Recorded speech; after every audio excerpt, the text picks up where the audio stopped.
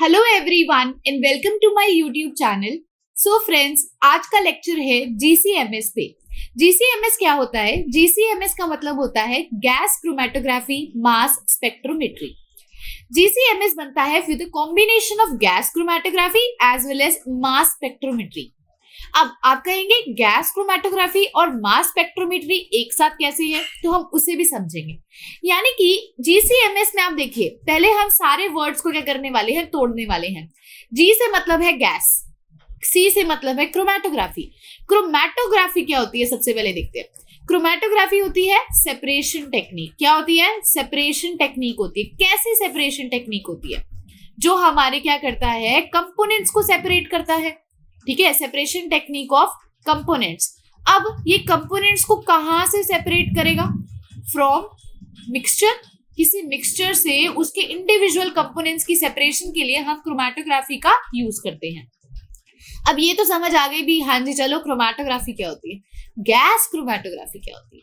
Gas chromatography वो chromatography होती है जिसके अंदर हम मोबाइल फेज क्या करते हैं, गैस को यूज करते हैं। ठीक है, अब आप कहोगे मैम मोबाइल फेज क्या होता है? देखो, जब भी आप क्रोमैटोग्राफी की टेक्निक्स पढ़ोगे आपको दो फेजेस देखने को मिलते हैं। एक होता है मोबाइल फेज, एक होता है स्टेशनरी फेज। तो गैस क्रोमैटोग्राफी एक ऐसी सेपरेशन टेक्निक है जिसमें हम मोबाइल फेज को गैस लेते हैं। ठीक है, अब MS का मतलब क्या होता है? मास स्पेक्ट्रोमेट्री। अब आप कहोगे गैस क्रोमैटोग्राफी, तो अगर आपने इंडिविजुअल पढ़ी होगी क्रोमैटोग्राफी में तो आपको पता होगा क्या होती है। मास स्पेक्ट्रोमेट्री को इसके साथ क्यों कंबाइन किया गया और इसका नाम GCMS क्यों रखा गया? सबसे पहला क्वेश्चन तो ये आता है हमारे माइंड में।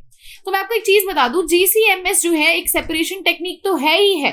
मास स्पेक्ट्रोमेट्री इसमें क्या ऐड ऑन कर देती है भी, ये जिन कंपोनेंट्स को सेपरेट आउट करेगा उनके स्ट्रक्चर की डिटर्मिनेशन करवाती है मास स्पेक्ट्रोमेट्री। अभी तक जितनी भी हमने क्रोमैटोग्राफी टेक्निक्स देखी हैं उसके अंदर हम कंपोनेंट्स की सेपरेशन कर लेते हैं, उनको हम बाहर निकाल लेते हैं, फिल्टर आउट कर लेते हैं, डिटेक्ट कर लेते हैं, पीक भी फाइंड आउट कर लेते हैं, लेकिन उनके स्ट्रक्चर के बारे में किसी भी क्रोमैटोग्राफी टेक्निक ने नहीं बताया। लेकिन जब गैस क्रोमैटोग्राफी के साथ मास स्पेक्ट्रोमेट्री का यूज किया गया तो हमने क्या किया, उस कंपोनेंट के स्ट्रक्चर को भी बताया। तो ये खासियत है GCMS की। पहली चीज आप क्या लिखेंगे इसके अंदर भी, it is made with from a combination of gas chromatography and mass spectrometry. अब कहोगे मैम कॉम्बिनेशन कैसे? नीचे आपको एक डायग्राम देखने को मिल रहा है। आपने गैस क्रोमैटोग्राफी को यहां से लेके यहां तक तो देखा होगा, मतलब इतना देखा होगा। इसके बाद एक डिटेक्टर लगा होता है। अब यहां पर इसके बाद आपको ये पोर्शन भी देखने को मिल रहा है। So what is this? ये पोर्शन तो आपका गैस क्रोमैटोग्राफी का होता है। ये जो पोर्शन है ये आपका है मास स्पेक्ट्रोमेट्री का। किसका? मास स्पेक्ट्रोमेट्री का। टेंशन ना लीजिए, यही डायग्राम दोबारा बनवाऊंगी, लेकिन एक बार आपको रिव्यू दे दूं भी हम इसमें पढ़ने क्या वाले हैं। ठीक है, ध्यान से देखेंगे। यहाँ पर आपको ये जो देखने को मिल रहा है सिलेंडर सा, this is our mobile phase, जो कि हमने क्या लिया है, हमने गैस लिया। This is our mobile phase, जो हमने क्या ले लिया, गैस ले लिया। ये क्या है? सैंपल इंजेक्टर है, यहां से सैंपल को इंजेक्ट किया जाएगा अंदर। ठीक है, जिसको हमने डिटेक्ट करना है। आप कहोगे अब सैंपल इंजेक्टर का मतलब क्या? कौन सा सैंपल? अरे जिसके स्ट्रक्चर आपने फाइंड आउट करना है उस सैंपल को यहां से इंजेक्ट किया जाएगा। ये क्या है? ये है कॉलम है। ये आपने अगर गैस क्रोमैटोग्राफी पढ़ी है तो उसके अंदर आपको दिखता होगा, यहां तक सारा सेम है। ये क्या है? कॉलम है। और इस कॉलम के अंदर क्या होता है? इस कॉलम के अंदर आपका प्रेजेंट होता है स्टेशनरी फेज। कौन सा फेज होता है? स्टेशनरी फेज इस कॉलम के अंदर प्रेजेंट होगा। तो ये खासियत है। एक तो आपने क्या देखना है, मैंने आपको बोला था क्रोमैटोग्राफी में आपको एक गैसियस फेज मतलब मोबाइल फेज देखने को मिलता है और एक स्टेशनरी फेज देखने को मिलता है। तो मोबाइल फेज आपका ये रहा, फिर एक सैंपल इंजेक्टर जहां से जिसके बारे में आपने स्टडी करना है आपने उसको डाला, उसको आपने कनेक्ट किया एक कॉलम से। कॉलम जो है वो स्टेशनरी फेज उसके अंदर होता है। उसके बाद इतना तो आपने गैस क्रोमैटोग्राफी में पढ़ा होगा। उसके बाद आपने क्या करना है, उसको कनेक्ट करना है एक इलेक्ट्रॉन आयोनाइजेशन से, या फिर आप यहां लिख सकते हो आयन सोर्स। ठीक है, उसको आपने किससे कनेक्ट करना है? आयन सोर्स से। और फिर उसको किससे कनेक्ट करना है? मास एनालाइजर से। फिर फर्दर ये मास एनालाइजर यहां बना लीजिएगा, एक डिटेक्टर यहां पर होता है, वो उससे कनेक्टेड होता है। डिटेक्टर यहां शो नहीं किया, उससे कनेक्टेड होता है। तो यहाँ तक सारा मसला सेम था। उसके बाद इन्होंने क्या कर दिया, इसको आयन सोर्स से कनेक्ट कर दिया, फिर मास एनालाइजर से कनेक्ट कर दिया और लास्ट में डिटेक्टर से कनेक्ट कर दिया। ये बेसिक सा स्ट्रक्चर था हमारा जीसीएमएस का, जो कि इन डिटेल में अभी बनाने भी वाली हूँ जब मैं आपको इसका प्रिंसिपल समझाऊंगी। सो ये तो आपको पता चल गया अभी जीसीएमएस बेसिकली है क्या, ये क्या करता है, ये जो कंपोनेंट्स है उनको सेपरेट आउट करता है और उनके स्ट्रक्चर को डिफाइन करता है। ठीक है, अब आगे देखते हैं इसके अंदर भी जीसीएमएस एक्चुअल में कैसा दिखता है। जीसीएमएस का जो हम कहते हैं इक्विपमेंट है वो किस प्रकार का है। So this is the equipment of GCMS. और ये जो आपको देखने को मिल रहा है यहाँ पर, आप देखो पीक्स आपको देखने को मिलेंगे, तो दिस इज अवर डिटेक्टर, है ना। तो ये बेसिकली क्या है, एक हमारा हम कह सकते हैं इक्विपमेंट है जीसीएमएस का। ठीक है, अब हम आगे चलते हैं। ये आपको जस्ट इसलिए भी आपको नॉलेज होनी चाहिए किस तरह का है, जिस चीज के बारे में हम पढ़ रहे हैं वो दिखता कैसे है वो हमें पता होना चाहिए। अब देखिए, अब हम पढ़ते हैं बेसिकली सबसे पहले अगर आपको एग्जामिनेशन में क्वेश्चन आता है या आप कोई भी कॉम्पिटिटिव एग्जाम की तैयारी कर रहे हो, तो जीसीएमएस में से जो क्वेश्चन राइज करता है वो ये आता है भी मोबाइल फेज कैसा होगा। तो मोबाइल फेज हम यहाँ पर जो बेसिक चीजें हमें पता होनी चाहिए, मोबाइल फेज हम लेने वाले हैं गैस। ठीक है, अब आप एक चीज का ध्यान रखिएगा, यहाँ पर जो आप मोबाइल फेज गैस ले रहे हो वो गैस कौन सी हो सकती है, हीलियम हो सकती है। हीलियम ही क्यों ली, ठीक है, हीलियम इसलिए ली क्योंकि वो कैसी गैस है, वो इनर्ट गैस है। तो आपको कैसी गैस लेनी है, इनर्ट गैस लेनी है।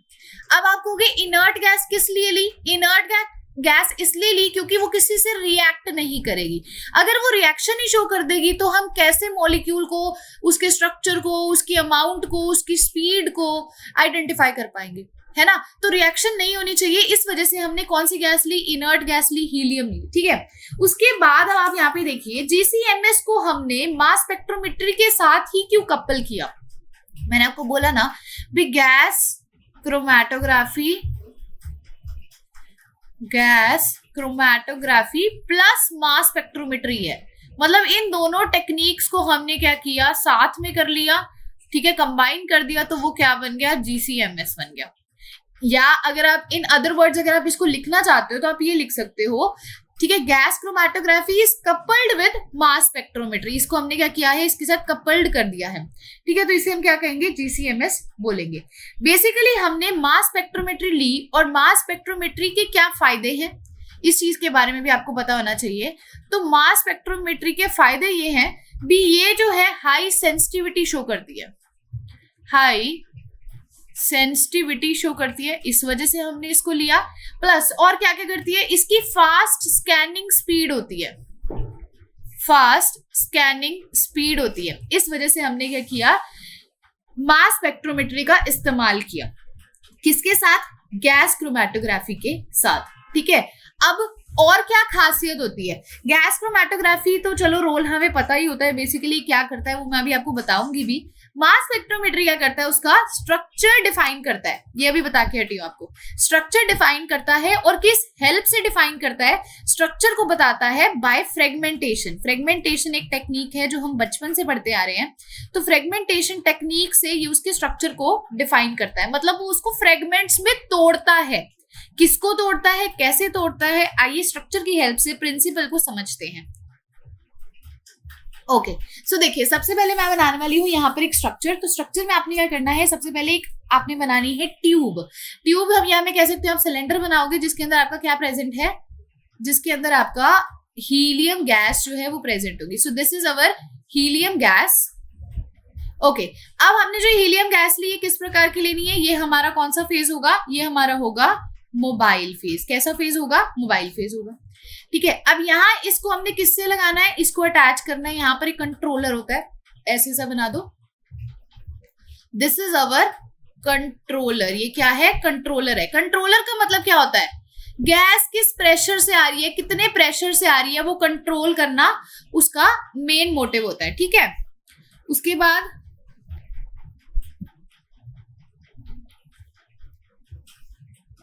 हम यहां पर बनाएंगे कॉलम। यहां पर हम क्या बनाने वाले हैं, कॉलम बनाने वाले हैं। तो ये हमने कंट्रोलर को कनेक्ट कर दिया किससे, हमारे कॉलम से। ठीक है, अब कॉलम के अंदर बेसिकली देखिए क्या होता है, ये कॉलम के अंदर आपको एक ऐसी कॉइल्ड ट्यूब्स देखने को मिलेंगी, समथिंग लाइक दिस। 1 सेकेंड, थोड़ा ज्यादा बड़ा हो गया।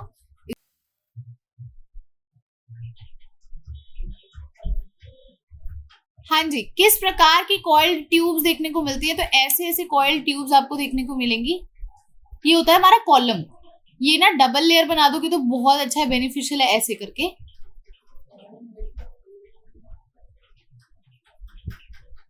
हाँ जी, तो ये कुछ इस प्रकार से आपको कॉलम देखने को मिलता है इसके अंदर।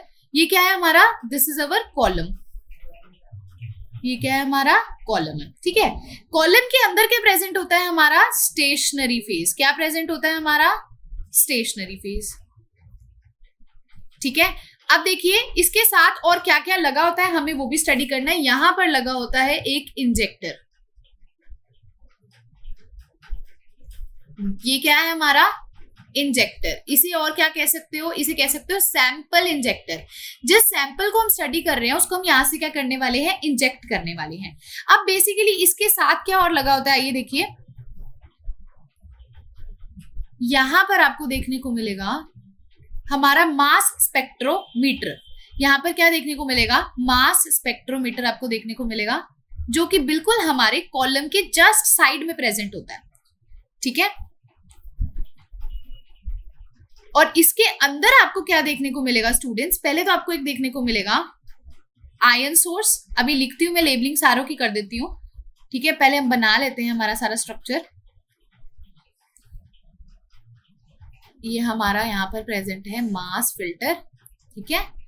और बिल्कुल इसके एंड पे जो हमारा प्रेजेंट होगा that will be our detector. तो चलिए लेबलिंग करते हैं सारों की सबसे पहले, ठीक है। ये मैंने आपको बोला, ये हमारा क्या होगा, this is our ion source.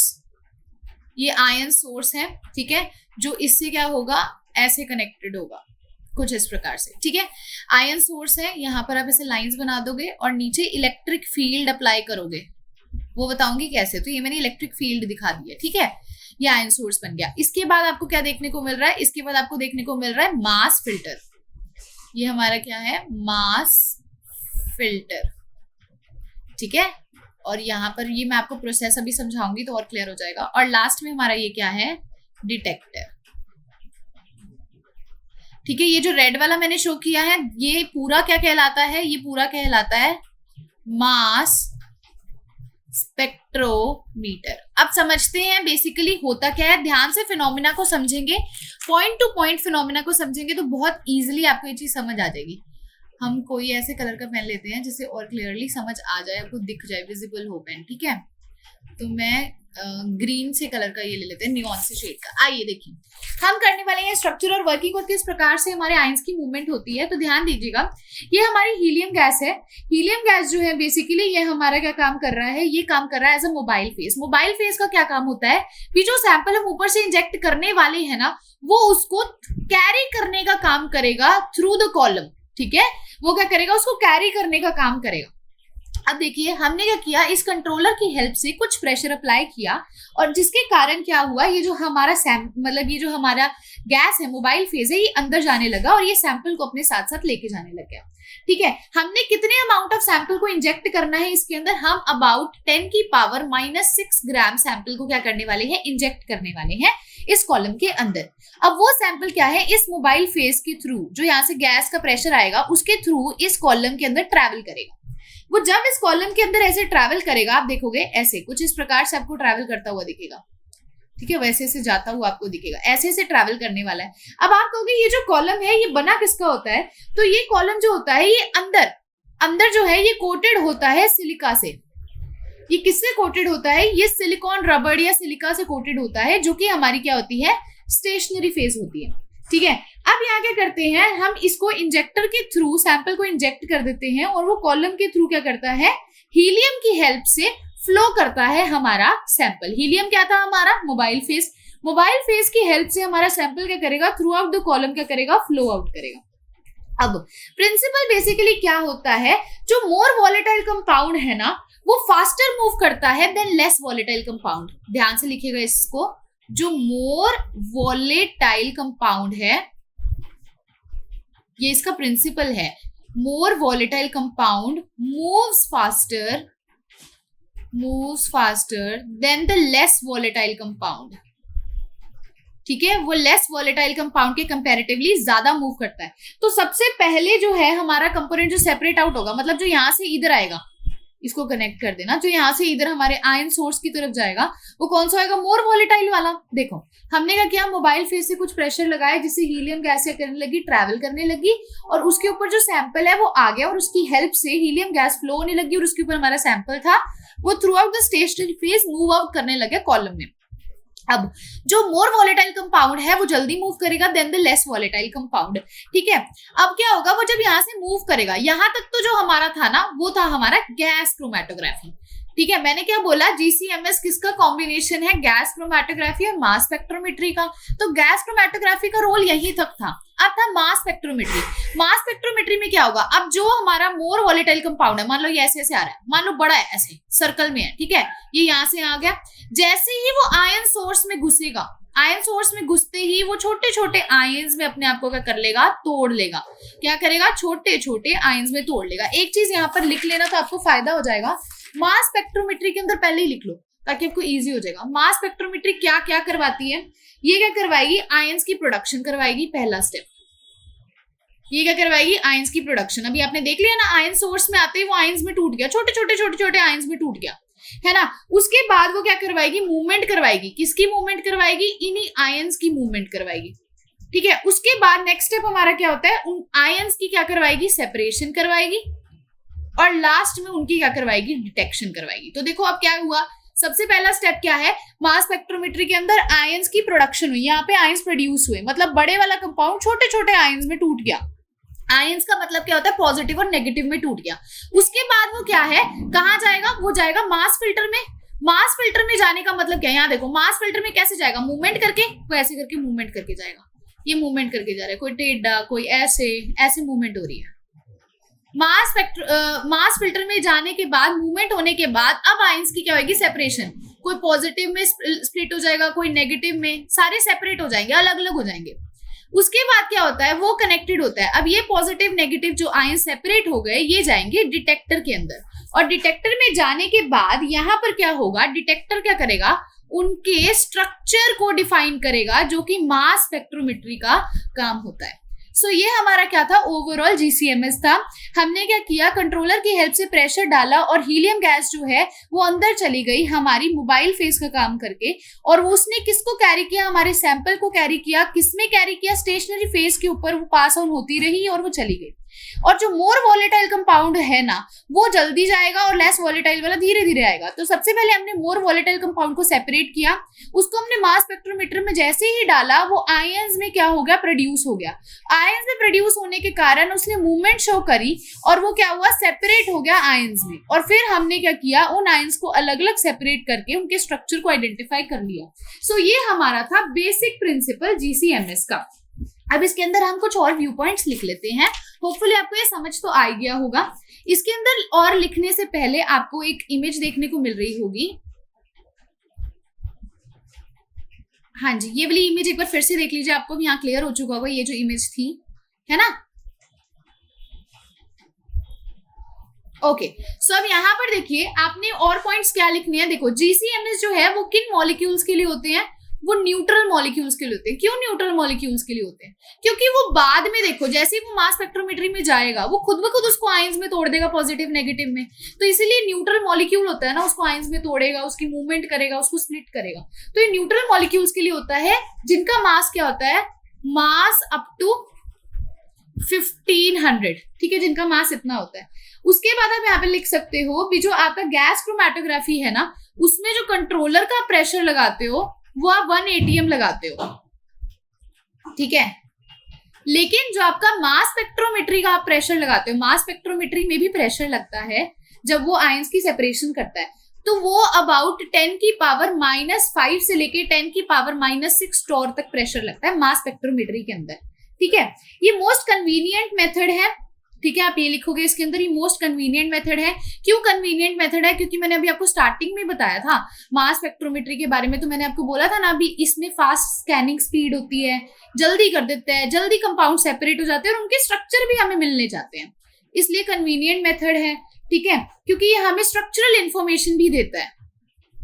क्या देता है हमें, स्ट्रक्चरल इंफॉर्मेशन भी देता है, इस वजह से भी, ठीक है।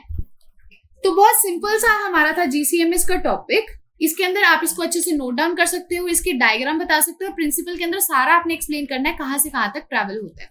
सो अगर आज का वीडियो लेक्चर आपको अच्छा लगा है तो अपने फ्रेंड्स के साथ जरूर शेयर कीजिएगा, चैनल को सब्सक्राइब कीजिएगा अगर आप मेरे चैनल पर न्यू हैं, और अगर वीडियो बहुत अच्छी लगी है तो लाइक जरूर करके जाइएगा। Thank you so much.